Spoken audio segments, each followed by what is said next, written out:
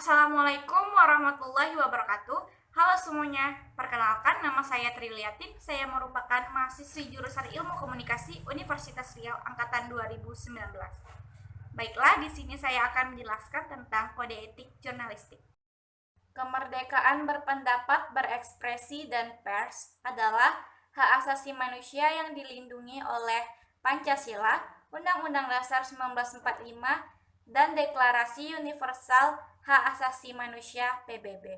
Kemerdekaan pers adalah sarana masyarakat untuk memperoleh informasi dan berkomunikasi guna memenuhi kebutuhan hakiki dan meningkatkan kualitas kemanusiaan. Dalam mewujudkan kemerdekaan pers itu, wartawan Indonesia juga menyadari adanya kepentingan bangsa, tanggung jawab sosial, keberagaman masyarakat, dan norma-norma agama. Dalam melaksanakan fungsi, hak, kewajiban, dan perannya, pers menghormati hak asasi setiap orang. Karena itu, pers dituntut profesional dan terbuka untuk dikontrol oleh masyarakat.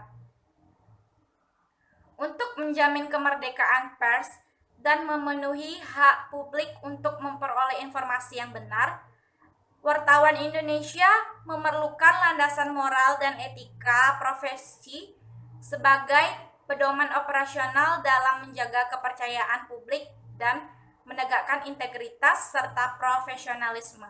Atas dasar itu, wartawan Indonesia menetapkan dan menaati kode etik jurnalistik. Adapun kode etik jurnalistik di sini terdiri dari 11 pasal. Pasal pertama, wartawan Indonesia bersikap independen, menghasilkan berita yang akurat, berimbang, dan tidak beritikat buruk. Maksud atau penafsiran dari pasal pertama antara lain, yang pertama itu independen, berarti memberitakan peristiwa atau fakta sesuai dengan suara hati nurani, tanpa campur tangan, paksaan, dan intervensi dari pihak lain, termasuk dari pemilik perusahaan pers itu sendiri. Yang kedua, akurat, berarti dipercaya benar sesuai keadaan objektif ketika peristiwa itu terjadi. Yang ketiga, ada berimbang, berarti semua pihak mendapatkan kesempatan yang setara. Yang keempat, tidak beritikat buruk, berarti tidak ada niat secara sengaja dan semata-mata untuk menimbulkan kerugian dari pihak lain. Pasal kedua, wartawan Indonesia menempuh cara-cara yang profesional dalam melaksanakan tugas jurnalistik. Nah, cara-cara yang profesional tersebut antara lain, yang pertama, menunjukkan identitas diri kepada narasumber. Yang kedua, menghormati hak privasi. Yang ketiga, tidak menyuap. Yang keempat, menghasilkan berita yang faktual dan jelas sumbernya. Yang kelima, rekayasa pengambilan dan pemutaran atau penyiaran gambar, foto, suara dilengkapi dengan keterangan tentang sumber dan ditampilkan secara berimbang. Yang keenam, menghormati pengalaman traumatik narasumber dalam penyajian gambar, foto, dan suara. Yang ketujuh, tidak melakukan plagiat atau plagiarisme, termasuk menyatakan hasil liputan wartawan lain sebagai karya sendiri. Yang kedelapan, penggunaan cara-cara tertentu dapat dipertimbangkan untuk peliputan berita investigasi bagi kepentingan publik. Pasal ketiga, wartawan Indonesia selalu menguji informasi, memberitakan secara langsung, tidak mencampurkan fakta dan opini yang menghakimi, serta menerapkan asas praduga tak bersalah. Nah, penafsiran dari pasal 3 ini antara lain, yang pertama itu menguji informasi berarti melakukan cek dan recheck tentang kebenaran informasi tersebut.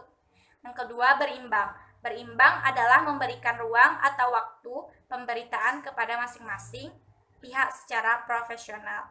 Yang ketiga, opini. Opini yang menghakimi adalah pendapat pribadi dari wartawan itu sendiri.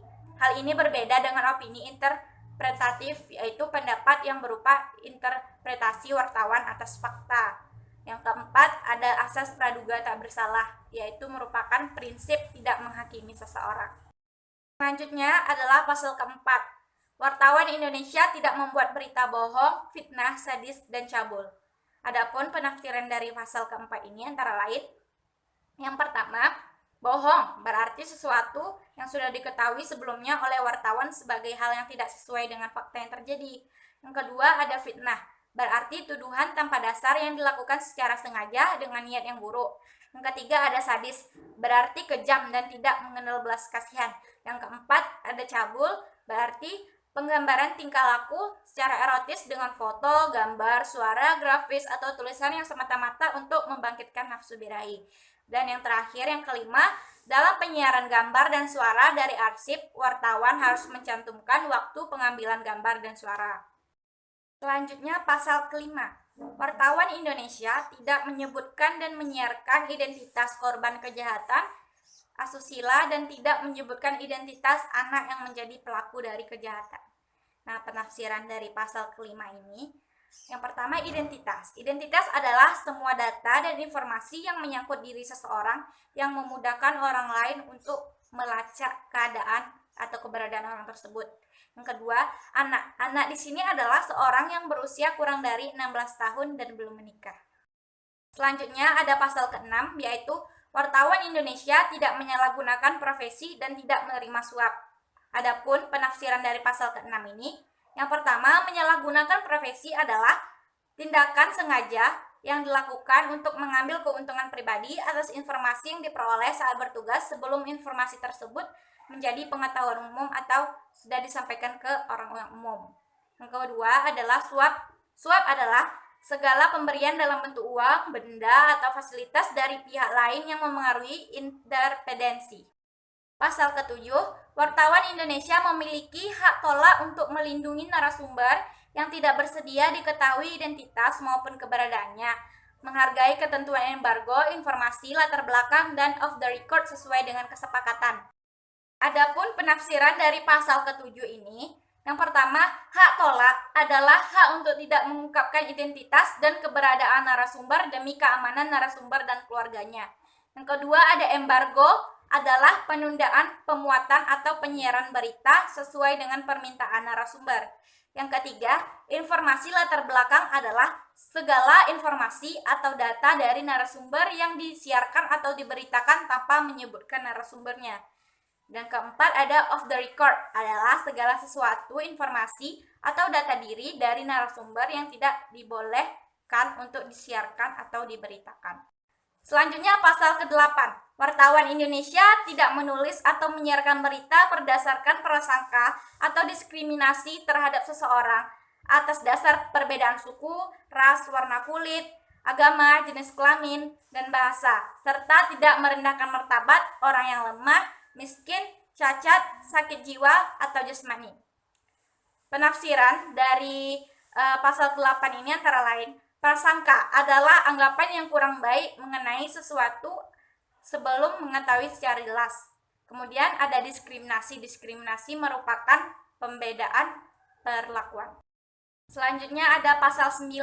Wartawan Indonesia menghormati hak narasumber tentang kehidupan pribadinya kecuali untuk kepentingan publik.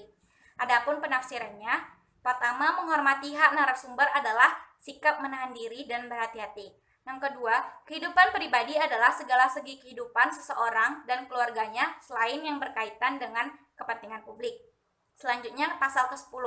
Wartawan Indonesia segera mencabut, meralat, dan memperbaiki berita yang keliru dan tidak akurat disertai dengan permintaan maaf kepada pembaca, pendengar, atau pemirsa. Penafsiran dari pasal ke-10 yang pertama, segera berarti bertindak atau tindakan dalam waktu secepat mungkin, baik karena ada maupun tidak ada teguran dari pihak luar. Yang kedua, permintaan maaf disampaikan apabila kesalahan terkait dengan substansi pokok. Selanjutnya, pasal ke-11, wartawan Indonesia melayani hak jawab dan hak koreksi secara proporsional atau seimbang. Nah, penafsirannya, hak jawab adalah hak seseorang atau sekelompok orang untuk memberikan tanggapan atau sanggahan terhadap pemberitaan berupa fakta yang merugikan nama baiknya. Selanjutnya, hak koreksi adalah hak setiap orang untuk membetulkan kekeliruan informasi yang diberitakan oleh pers, baik tentang dirinya maupun tentang orang lain. Proporsional berarti setara dengan bagian berita yang perlu diperbaiki. Nah, penilaian akhir atas pelanggaran kode etik jurnalistik dilakukan oleh Dewan Pers. Sanksi atas pelanggaran kode etik jurnalistik dilakukan oleh organisasi wartawan dan atau perusahaan pers itu sendiri. Baiklah teman-teman, sekian penjelasan dari saya mengenai kode etik jurnalistik. Mohon maaf atas segala kesalahan karena saya manusia biasa. Terima kasih sudah menonton. Wassalamualaikum warahmatullahi wabarakatuh.